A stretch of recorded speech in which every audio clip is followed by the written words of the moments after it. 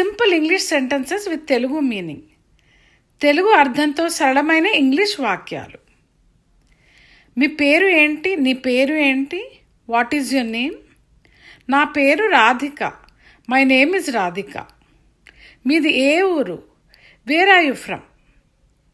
What is your native place అని మనం Indian ఇంగ్లీష్లో వాడతాం, బట్ కరెక్ట్గా చెప్పాలంటే వేర్ ఆర్ యు ఫ్రమ్ అని అడగాలి. మాది హైదరాబాద్. I'm from Hyderabad.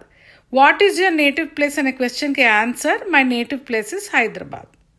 మీ నాన్నగారు ఏం చేస్తారు? What does your father do?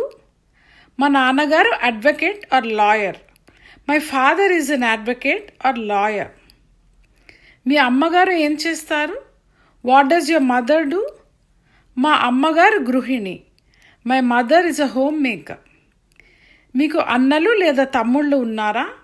Do you have brothers? అవును, నాకు ఒక అన్న ఉన్నాడు. Yes, I have an elder brother. మీకు అక్కలు లేదా చెల్లెళ్ళు ఉన్నారా? లేదు, నాకు అక్క చెల్లెళ్ళు లేరు. No, I don't have sisters. Practice these questions and answers in English. Want to learn more?